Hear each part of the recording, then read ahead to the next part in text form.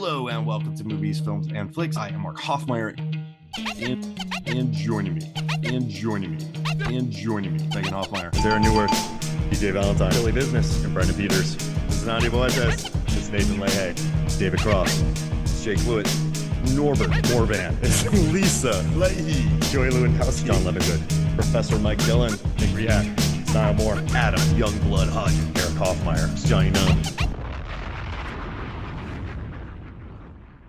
Hello and welcome to Movies, Films, and Flicks. I am Mark Hoffmeyer, and joining me is a real relentless son of a bitch. It's John Levingood. It's just, I feel like I'm like someone's talking to a Kurt Russell character right there.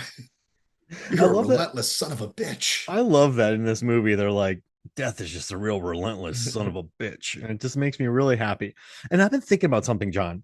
This is crazy. And I'm working on data posts and it'll probably be out. But okay, I just want to put something by you here real quick. So death, right? These people have premonitions. They live. But then death is like, well, I got to kill these people. So like in Final Destination 5, a guy gets killed in a massage parlor. That's going to like bump up the insurance for that massage parlor because they're technically not guilty of what happened. You know, the gymnastics coach in Final Destination 5 and everyone there, she might get fired because one of your gymnastic people, you know, the people you're coaching is murdered. You know, the bus driver from Final Destination, the guy who leaves the water on in Final Destination 4 that causes the sinking, death caused that. So like people are losing their jobs and insurance rates are kicking up because of death. Sure. But I mean, I don't think that the deaths from the Final Destination movies are creating an undue unbalancing because there are so many deaths, period, anyway, that randomly occur. So the individual businesses of that particular massage parlor, sure. But I'll bet that every year, I'm making this a hand waving here, right? But I'll bet every year someone dies in a US massage parlor for just a totally weird reason. Yeah. You know, like, so things like this are going to happen, but I suppose, you know, these are not, you know, being 79 years old and having a stroke in your sleep, which I would hope is the more common and peaceful way to go than this movie does. It's like, think about this. So this death in Final Destination Bloodlines, there's a garbage truck driver. He's on Tinder or whatever it is. And he's listening to Kelly Clarkson. And one of the family members gets, you know, Julia gets sucked into a trash can and put into the truck. And then her head explodes. And he's listening to whatever kills you makes you stronger. That guy is not keeping his job because how are you going to like, witnesses will say you were on your phone with headphones and someone blew up in your car. That never ever would have happened had death not set that up. So this guy, he's clearly negligent, but he's going to lose his job because of death. Now, Mark, I'm not knocking unions, but if he is in a union for that job, I'll bet he's keeping it. He shouldn't. But if he works for a very small county with a low budget in North Central Florida, he's losing his job, right? But if he is in a union in Long Island doing the trash, he is safe. If he's in Philly, Chicago, anywhere those, he's keeping the job. But it's just like, you know, the MRI death. People are going to be like, what happened here? Did our MRI machine suck a body into it? You know, did our vending machine murder a person? Like, I just think if you are, you know, Final Destination 2, the elevator company who decapitates the woman or the hospital fire, or, you know, in Final Destination 3, the people who go to Lowe's and they discover someone with a, you know, screws in the back of their head. Or a bunch of rebar impaling them or whatever. Yeah, exactly. Like, and you know, in Final Destination 4, the pool, that pool is not going to be open for a long time. And you know what's crazy? They are drinking martinis in glasses near water. So it's clearly negligent.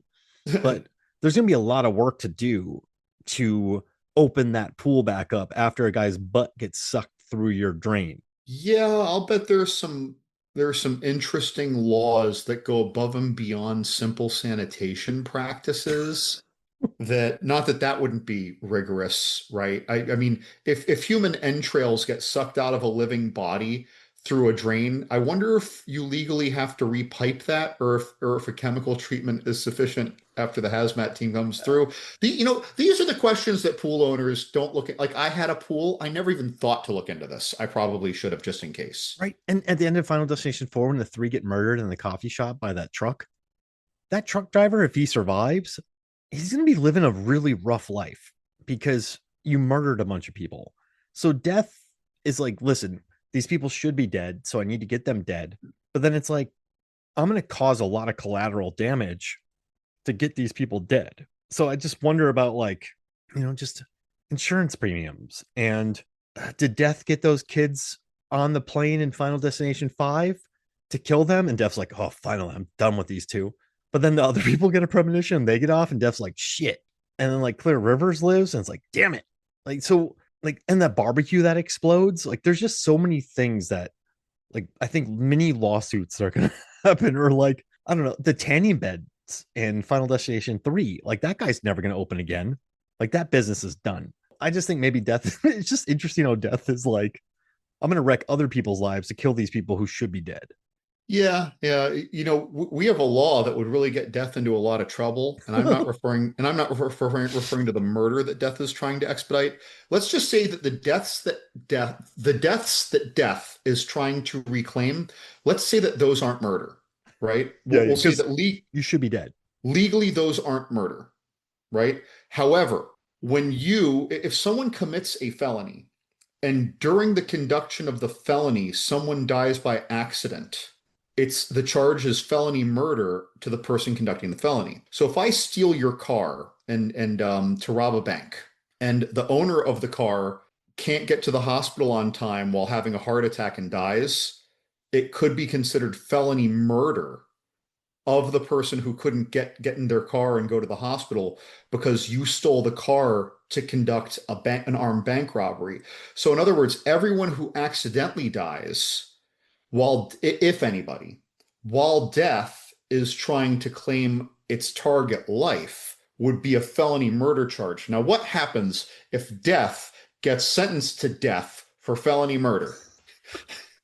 And by the way, people listening, look up felony murder and like look up felony murder weird cases. You're going to find a lot of this isn't like you're robbing a bank and you shoot someone. That's just murder, right? These are the deaths that are not intended, that happen as a happenstance while you're conducting the felony. And so, but like almost by accident, if you will. So it's like a weird thing. It's perfect for Final Destination research. And like, all right, the LASIK doctor, they're done in Final Oh, Destination 5. Remember when the kid yeah. gets smushed by glass in Final Destination 2? After surviving the dentist, Yeah, right? that guy's losing a job because Dude, if there were security cameras, that guy might lose his job just when the thing from the mobile just fell in his mouth and he almost choked to death while he was gassed up. Like, and like, but see, the problem is that's fine, but Death is making that happen. So it's like Death is, you know what I mean? Like Death is putting some people out of business, John, and Death is like the insurance. Death is wrecking other people's lives to get its death back. and so do taxes, and that's why it's death and taxes. I've just been thinking about, so I'm working on a list right now of like who got done hardest by death, and it's clearly the two girls in Final Destination 3. But I'm like timing all the deaths and like what's immediate, what's not, and like are they jerks, are they not? And I've been having fun with it. But okay, John, I just want to run something by you real quick. I just want to run some numbers. Final Destination Bloodlines made $316 million worldwide. Okay. Is this box office or how much it made by any means? Worldwide, just worldwide box office. Box office. Okay. It has a 92% Rotten Tomatoes meter score and a 6.7 IMDb score, which isn't bad actually. That's decent on IMDb. Yeah, that is far and away the best of the franchise by far. So I have some questions for you, John. My answers won't be kind. Okay. One thing I'd like to talk about is why this movie was so successful. Why do you think this movie was so successful, John?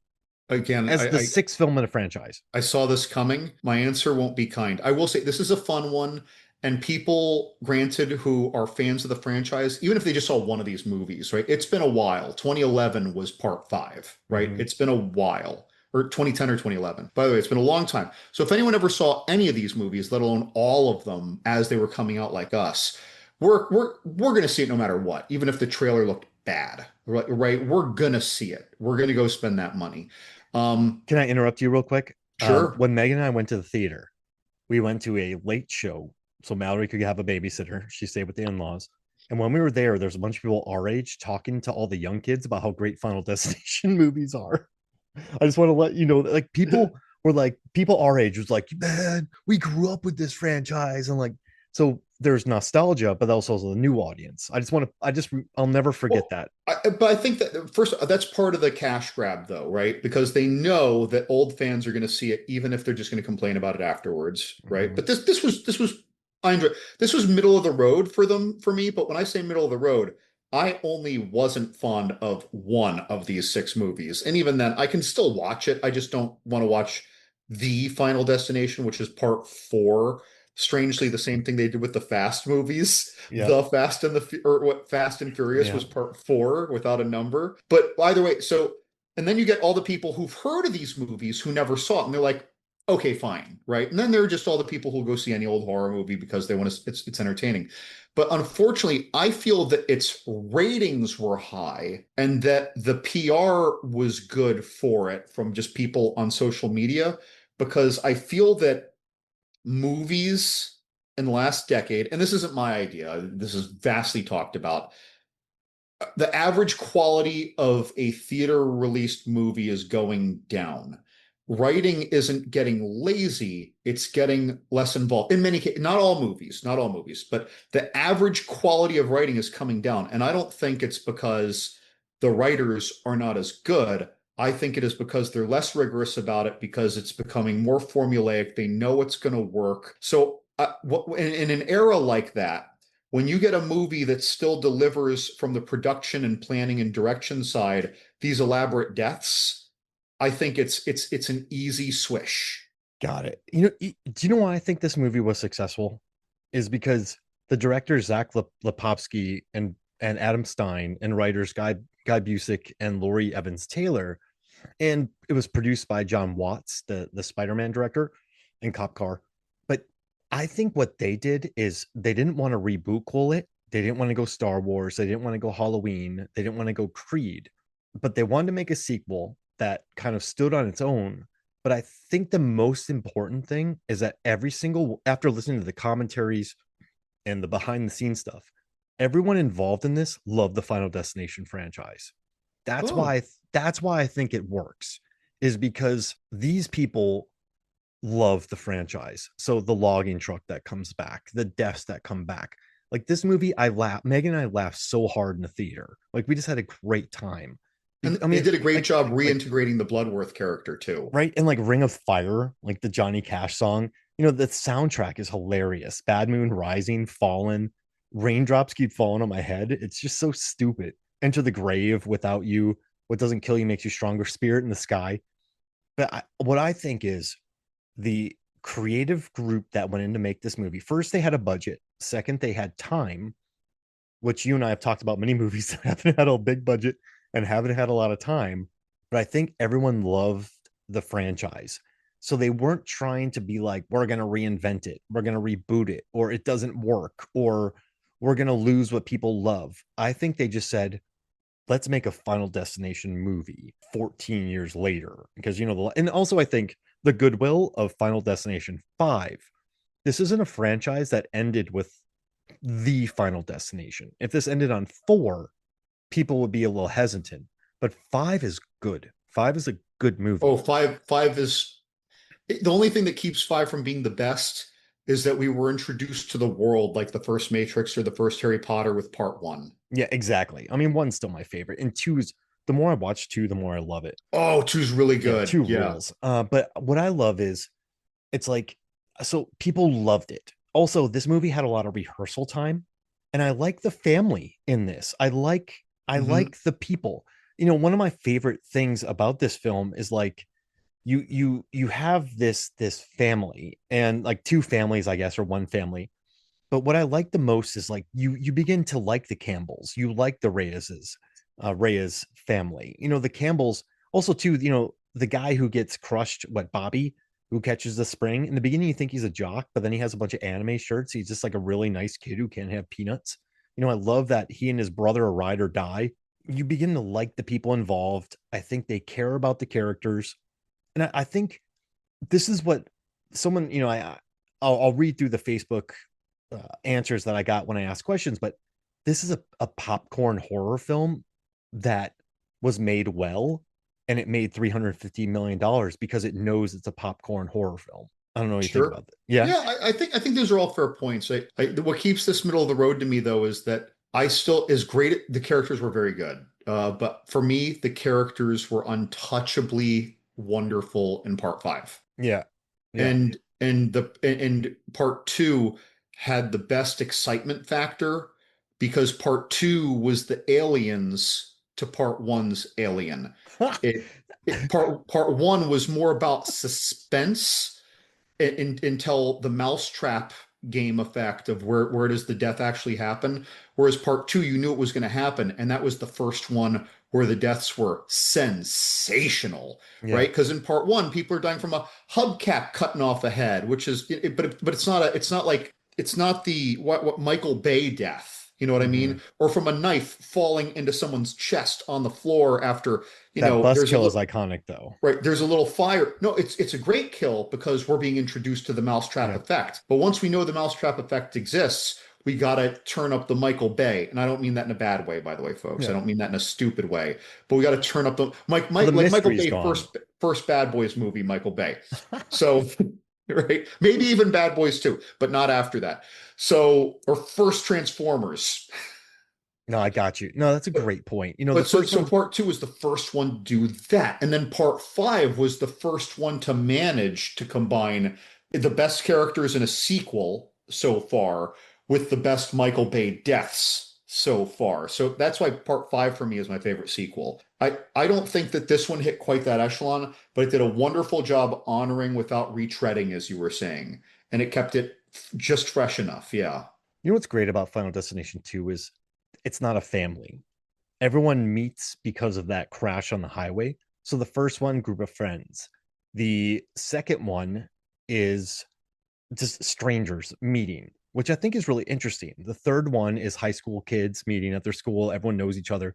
The fourth one is kind of this group that meets, and then they have a couple people that were at the race, but it's a core group who knows each other. In five, it's the same working crew. But like this one, I don't know. What I think is interesting too about this is I wrote a few notes, the new wrinkles. I like that this one includes hundreds of people. So I kind of love that Iris Campbell, and she saves the day. She saves everyone. But then Death is like, you pain in the ass. Like, that kid didn't throw pennies. That kid didn't get smashed by a piano. I want my death. So now Death is like working its way through everybody and their kids to like get to the final people who died. That's a really interesting concept because it allows people to get older. It allows people to escape. I think that's a neat way to add a wrinkle to Final Destination. And also, I think there's good twists like the adoption. And also, I like that Death doesn't like people interfering. Like in this one, what's his name? Oh gosh, I can't forget. Tattooed kid.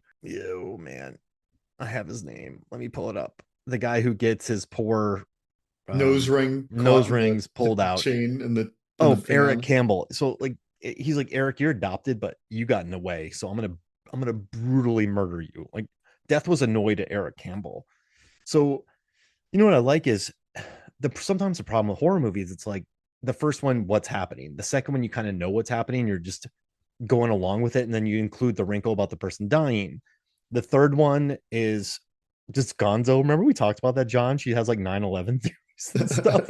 Like that one's crazy. The fourth one's just 3D nonsense. And the fifth one's smart enough to be a prequel. So I love that. So That you don't know until the end. yeah, and what's great? In this one already, there are people that know. So Iris, like her kid knows what happened, and they have the book. And so it's just watching these people and watching death kill them. So no, I just dig it. I think it, and like I like the family involved. I think the kills are really fun. Like, with the ice and the lawnmower and the rake. It's all, if you watch this movie, like who would put a rake under there? Who wouldn't clean up the ice? You're missing the point of it. For me, it's just laughing. And like John Waters said, this was his second favorite film of, the famous director of 2025. And I don't know if I would put it number two, but this is a movie that just wants you to have fun. And I love that. Definitely a fun movie. Yeah. Definitely enjoy this movie. It's funny. I actually enjoyed it more the second time watching it. The first time I watched it, I was a little busy, not even trying to, but thinking, man, I wish it was as good as part five. And then the second time, I'm like, it's a different thing. This is a different movie. They can't all be the same movie. And then I just enjoyed it more. Right. Yeah. It's, you know, what I think is good about five? It's one of my favorite drive-in experiences, and the ending is so good. So it leaves you on such a high. Like, I think like when you left, when the first time you watched Final Destination, you went, "Oh, they did it!" Like they got me on that plane, and it was such a high. And what I love too is I don't think Bloodlines was even trying to touch that. It was just kind of like, we're just gonna have fun. Yeah. Like and that's why I like it. I think there's so many franchises, like the Halloween franchise, right? It's like there's Halloween 1, and then you cut to the 2018 one. There's Halloween 1 and 2, and then you go to Halloween H2O. Then there's Halloween 1, 2, 3, 4, 5, 6. And then there's so many timelines because they're like, well, we don't like this one, we don't like that one, we don't like this one. I think this one loves every single one that was in like behind it. And I love, like, it's the Chucky world. Mancini has never, like, Mancini's never cut out any of his films or plot lines. And I like that. He's like, what's canon is canon. Yeah, even the TV show continues from the last movies. Right. And so I love franchises that are like, you know what? Yes, the Final Destination is in our franchise, but who cares? We love it. And I like franchises that embrace warts and all, and then just are like, we're gonna do something that people enjoy. And like, I like that about it. And I like the intro with the building and all the setup, and it's just so silly. And the songs, I feel like it walks a good line of, if you've never seen it before, you'll not notice it, but if you've seen it before, you can just laugh and roll with it and have a good time. But it never feels too like homage. And does that make sense? Like, it's never like, hey, nostalgia, nostalgia, nostalgia. And I don't know, man. I just love. I mean, I still think, I don't know if it's my favorite of the six, but I just think there's a reason why it made 316 million, is because it just was so successfully made, and I love that about it. It's definitely a fun sequel, and I can be critical of it and still enjoy it. Yeah. But so it makes me very hopeful that, in a couple years or however long it takes to do it well, we get yet another one and just keep going. Just Yeah, keep going. just have fun. And there's also a lot of funny bits in this movie. I did a list, John, and I want to see what you think. Like, these are some of my favorite moments. So when they're jumping on the trampoline and there's a rake under the trampoline, it's just so stupid, but it made me so happy. Did the rake make you happy or no? Well, wait, but is it stupid? Because if you were raking the yard, bear with me, you're raking the yard. Although I think this wasn't a time of year that there were a lot of leaves on the ground. But let's pretend there were. You're raking the yard. There's a huge trampoline in the yard. At some point, you need to move the trampoline to finish raking. What do you do when you finish raking the area where the trampoline was? You move the trampoline back.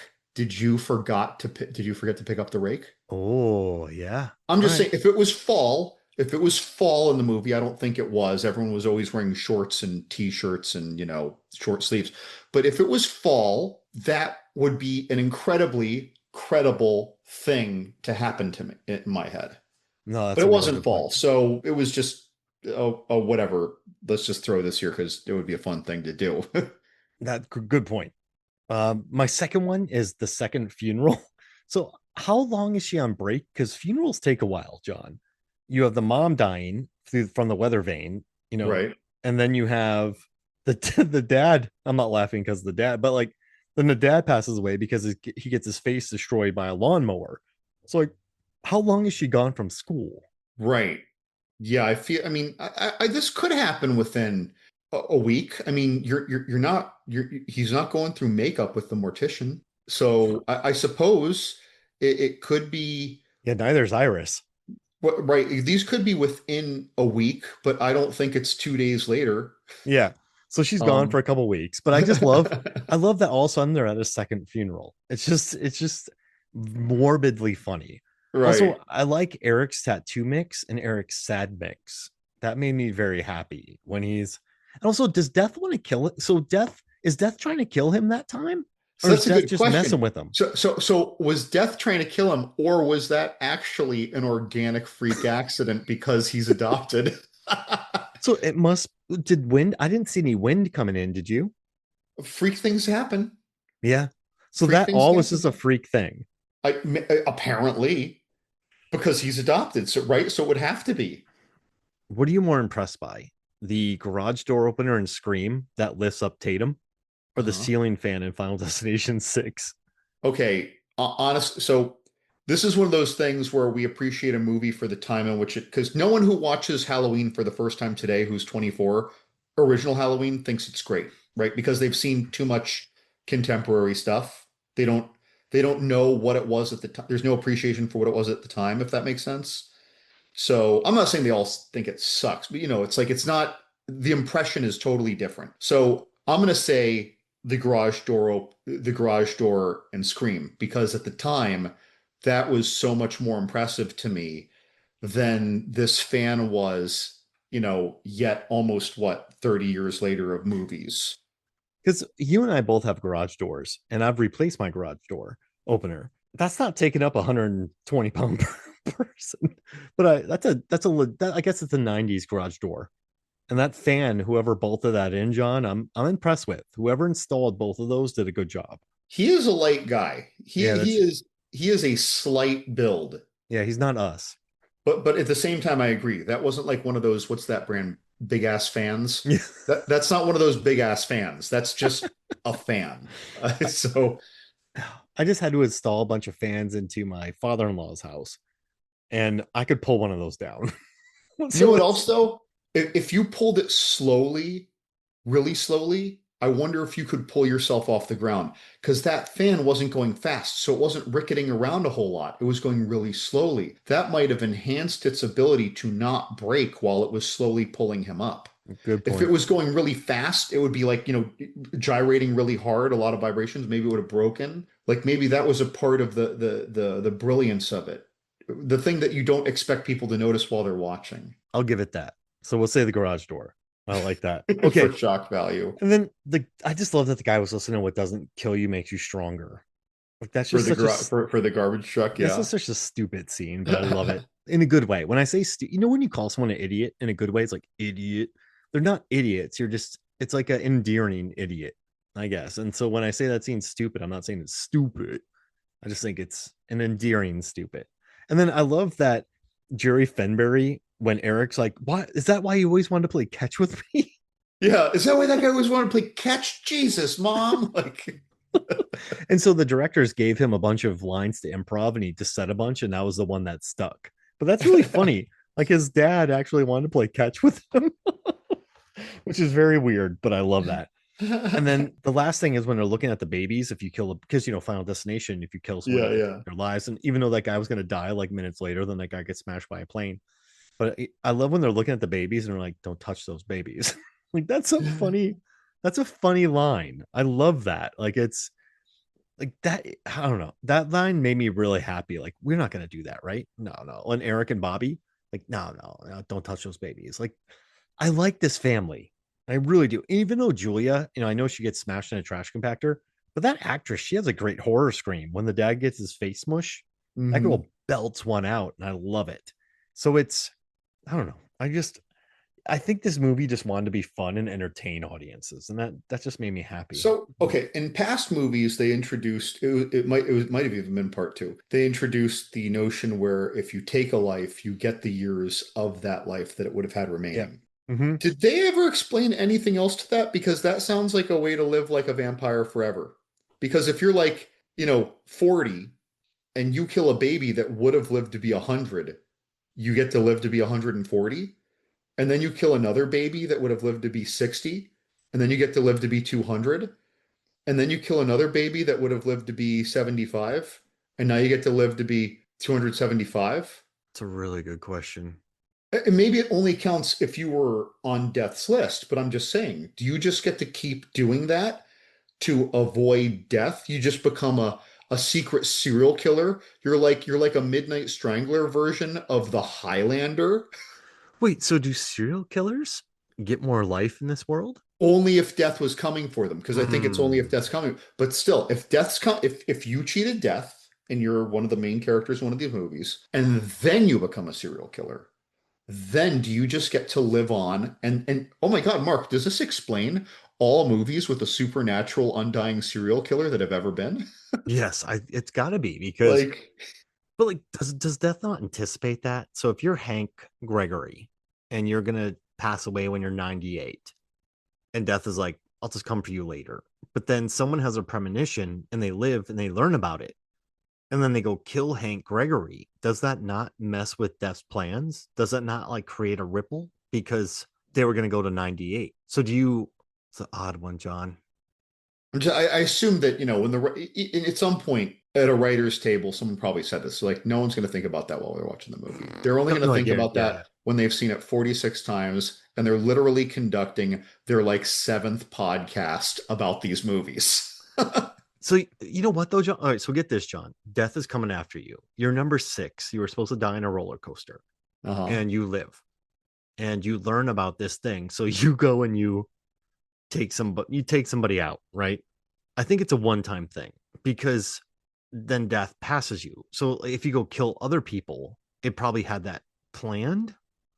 I Like don't you, know. When Bloodworth first introduced it, he just said, if you take a life, you get the years of that life. but only if death is coming after you. Right, but death is still coming after you. It's just delaying it, Well, death see is after us all, then, right? what he should have said. No, I don't think so. Or maybe let me rephrase. Death isn't after us because death is after you when he's trying to correct an error. Got it. And then Right? so Because all you're in my death, Mark. It's his plan. I'm gonna get hit by a meteorite in 7 years, and you're gonna live to be 89. That's just his plan. yeah, yeah. And then so, but what if you get killed? You're supposed to get killed by a meteorite, but then someone who had a premonition kills you to take your life. Does that not make a wrinkle in death's plan? Well, no, because you just get the years that that person had left, and that corrects that balances the equation. Because you were Oh, supposed to already be dead, that person would live 7 more years. There's still a net total of 7 more years lived between the two of you to accord to death's plan. got it. So I think if you take those 7 years, you're not getting more. That's just my thought. Because if you're 83 and you're part of death's plan and you kill a child, you're not gonna. Your body's just.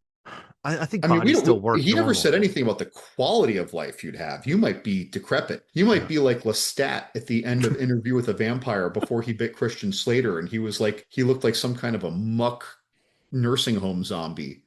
Oh, gross. Yeah. They don't really. Yeah, and I love that they wave their hands at that in this one. You know, but that's why I like it more, John, because they're like, yes, these rules still apply, but we're not doing it.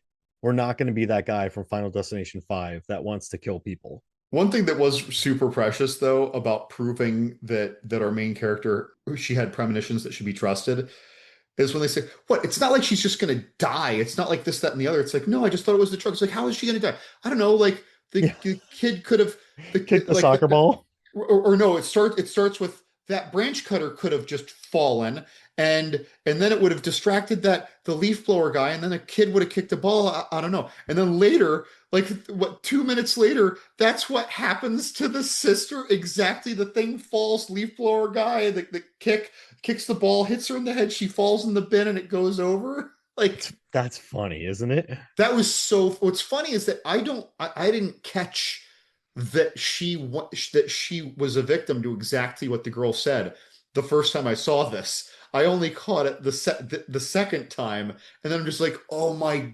God. Because later when they're saying, after she's dead, like she saw it coming. I'm like, well, she was saying premonitions the first time. No, she said exactly how it would happen. and they played it for a gag, and it was, and they didn't even revel in it. They didn't even say in the scene, that's exactly how you said that would happen. They waited 8 minutes later or whatever in the movie to address it subtly. So like they weren't even basking in it. You know, like so many movies just bask in it. I think you would refer to it as them treating it as too precious. Yeah. Oh man, definitely not precious, right?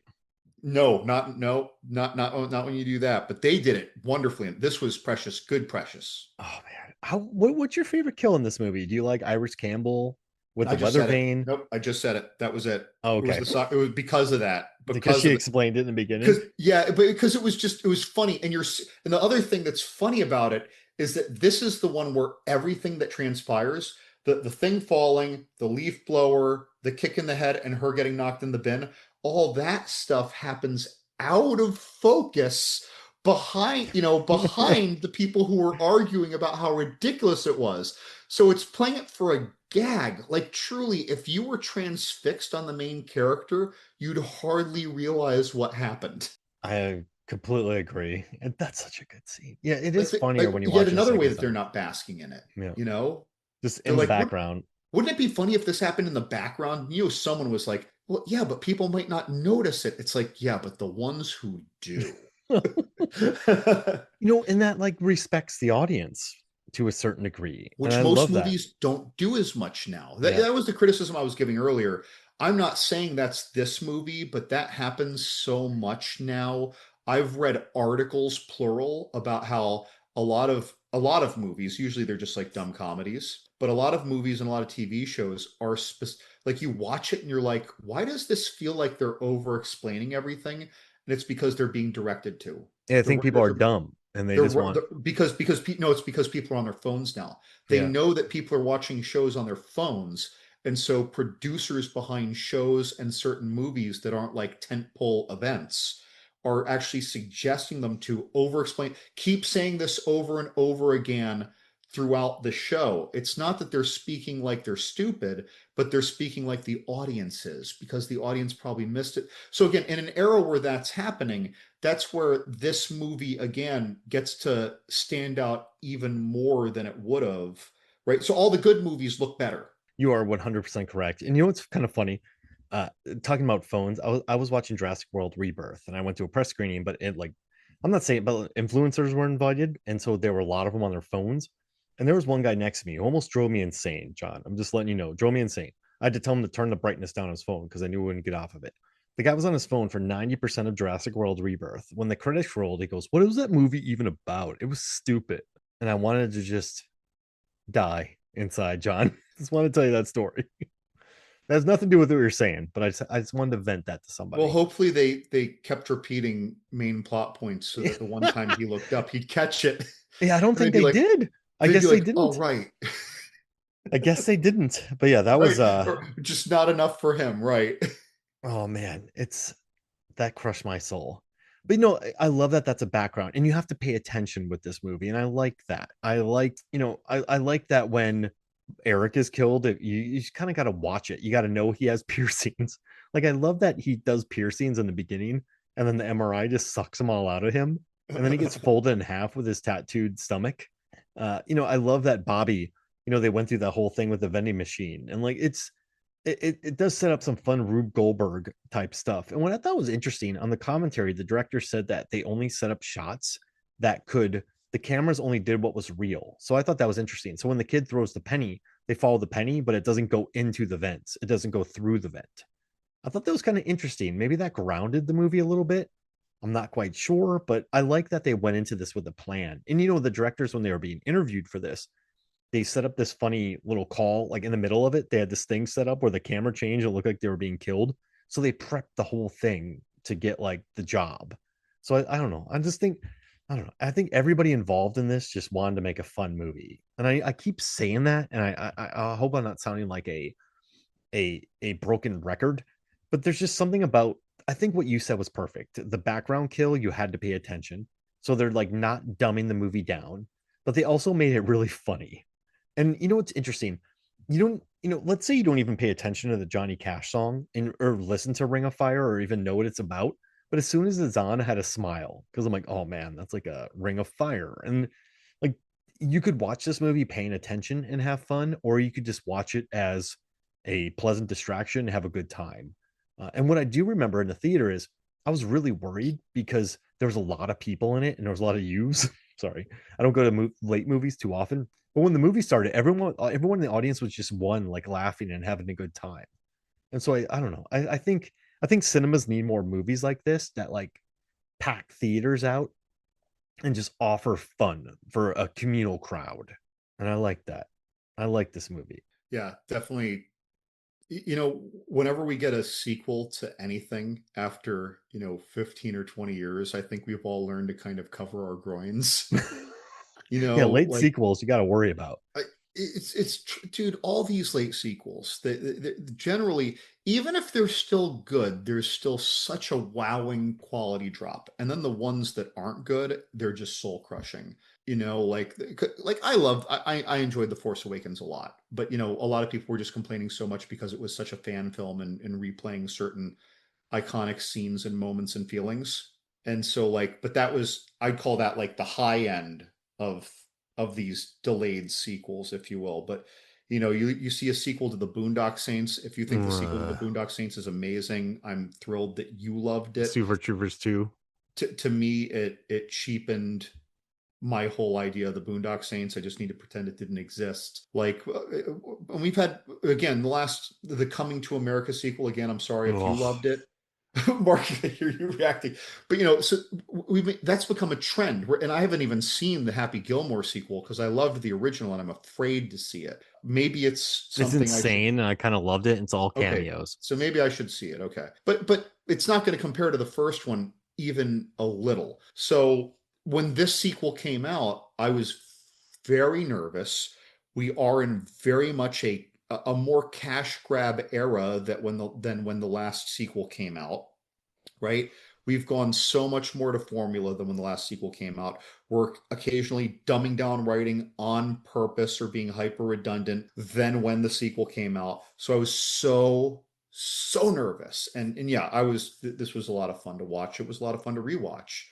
And the writing's good too, John. Like there's that scene where he does a nut check and then he nut checks his brother. Right.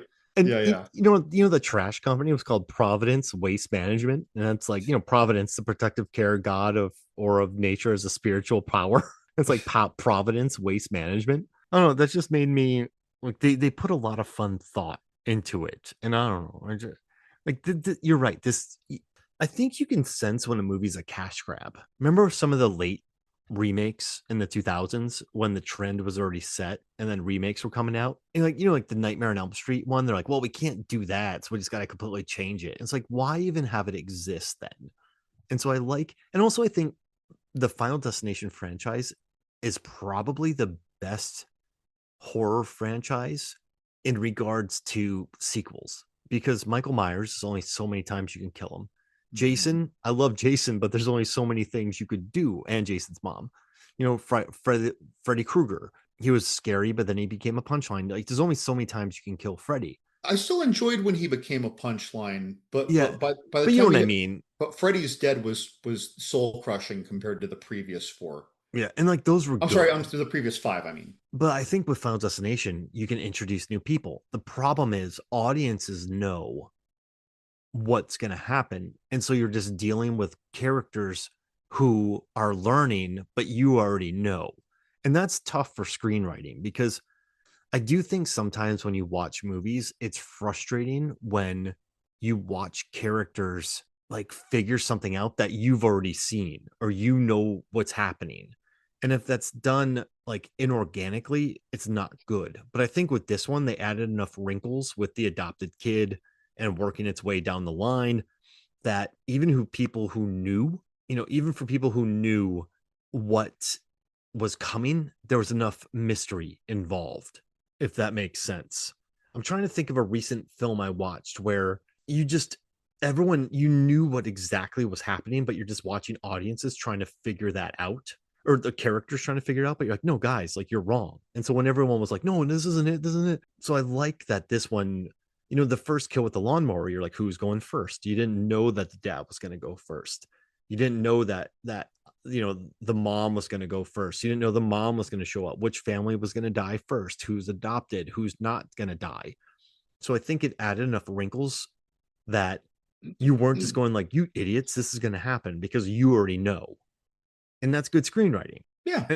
And it has a good penny work too, John. That But penny's a dude, real I asshole. wrote down that Penny was like a character of the movie. And that kid, I remember What that an kid asshole. so well though. Like it's not just like the kid was, because if you just explain the movie to someone, the kid just sounds like a gag. The kid is almost a prop that's a human, right?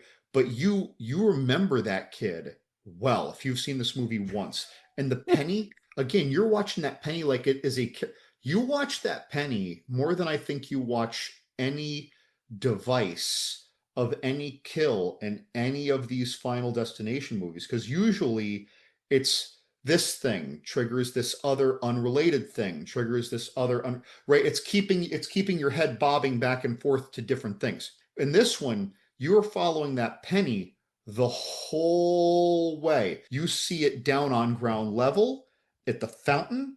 You see that kid ticking it, making her nervous on the elevator. You know what I mean. Then you Yeah. see the kid up there with it. He's gonna throw it. They stop him. They talk about it. Then he throws it anyway. You watch the penny go in. You watch what the penny do. There, the penny's a character It for lands on the fuck's grand sake. So piano. like that again, and that's just another way that they played it just a little differently than the past movies. And you said they only had the camera catch things the camera could really catch without like doing some weird sweeping follow Yeah. through the vents. But guess what? They did that a couple times in the other movies. Let's change it Yeah. up.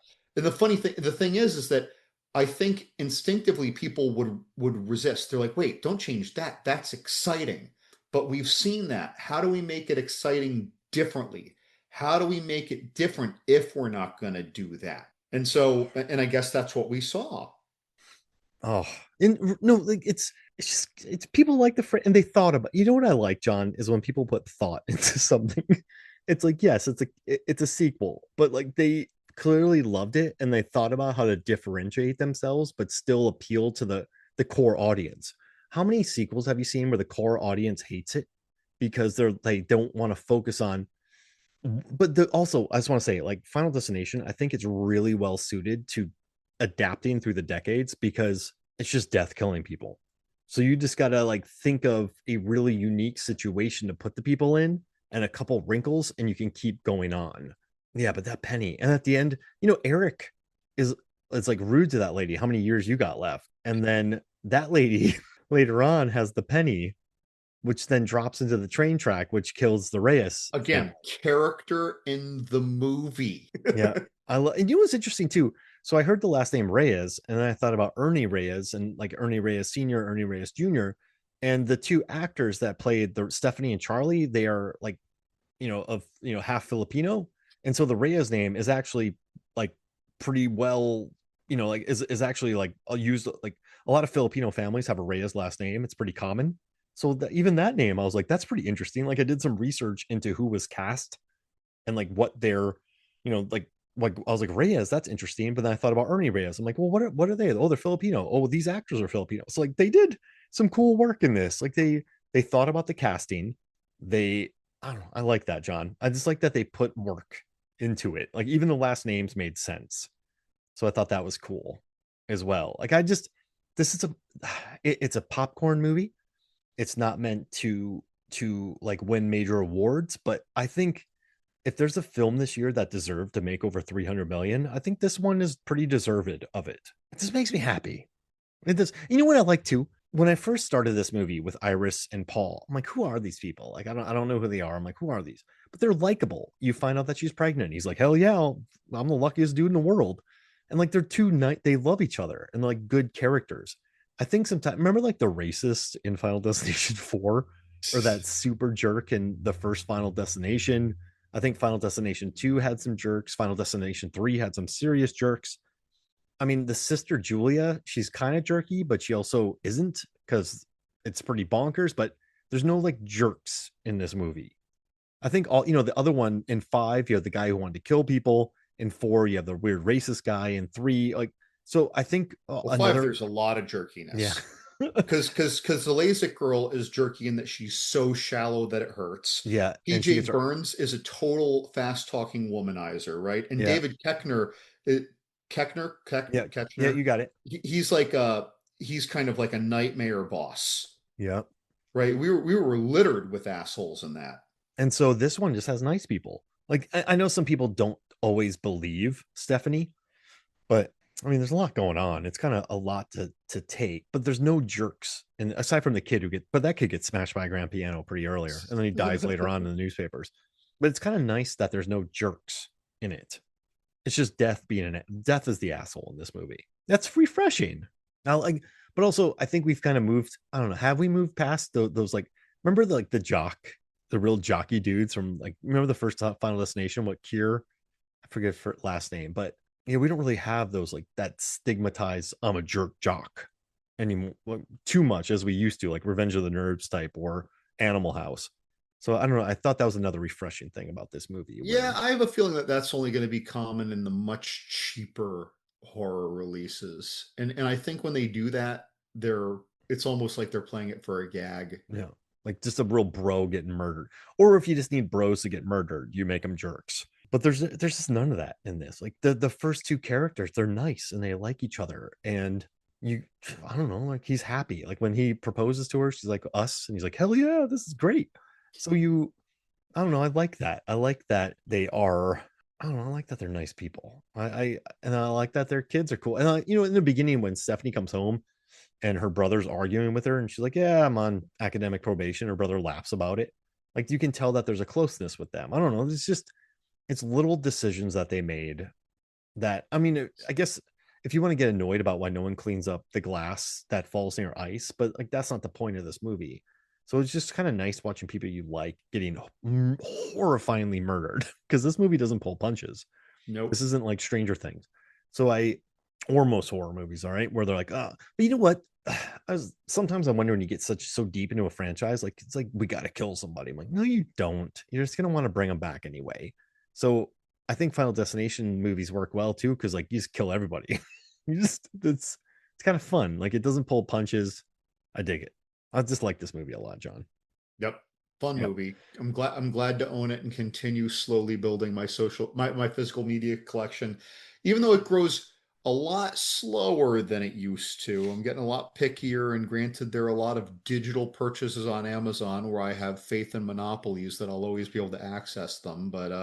I just But yeah. got the Dangerous Animals 4K, and I'm very happy, John. Oh, I enjoyed that. The That was Steelbook. better. That was better than I thought it was going to be. And Megan found me the 4K of F1 Steelbook. She had to get on eBay because it was all sold out. I still haven't seen that. Yeah, oh, it's so good. You're gonna I love got to it. see that. And we got to talk about it to finish our racing series.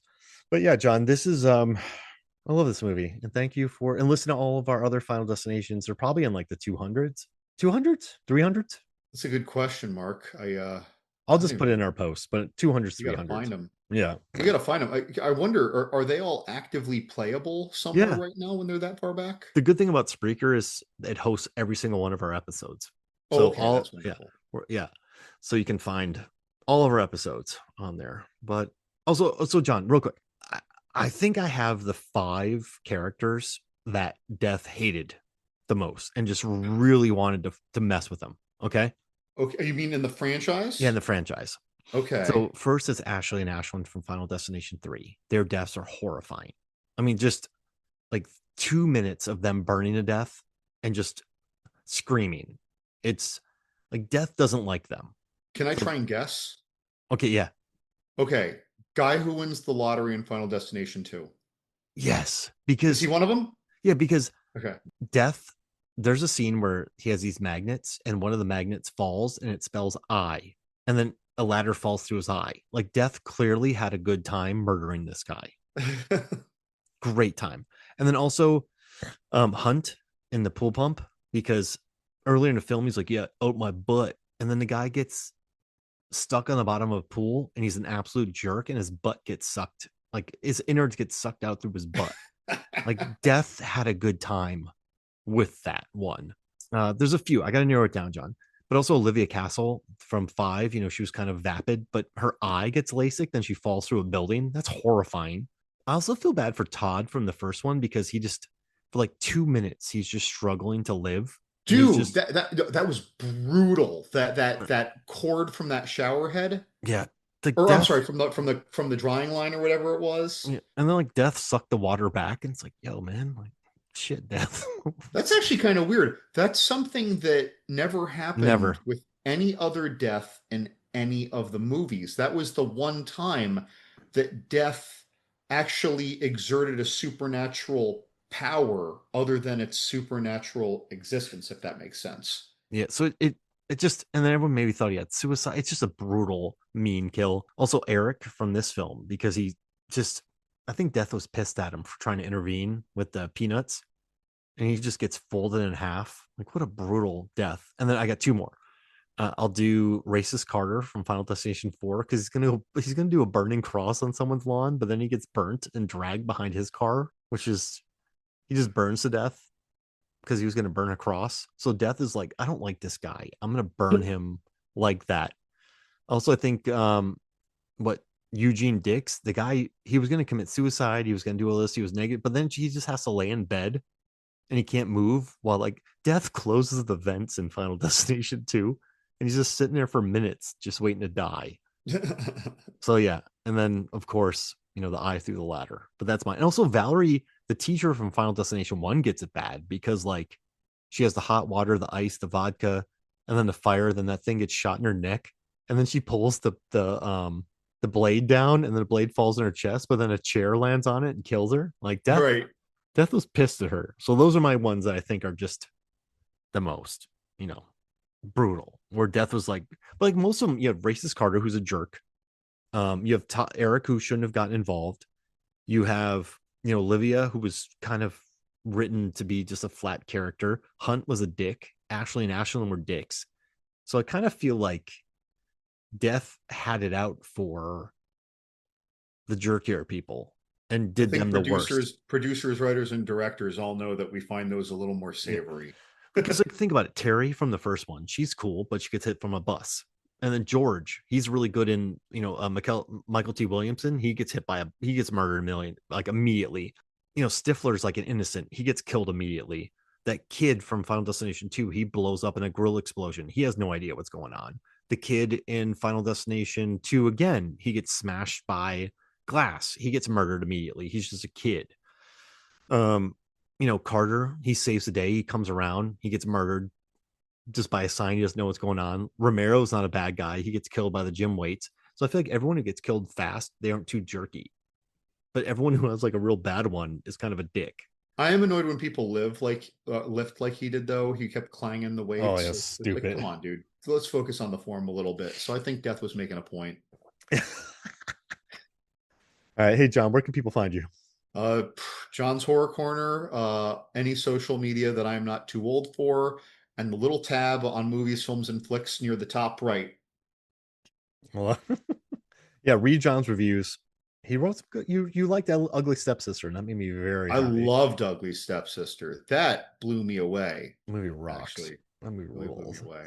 All right, so John, and then listen to our other Final Destination things. So thanks for joining me. And for me, Mark Hoffman, for John Levingood, this is Movies, Films, and Flicks. We'll see you next week.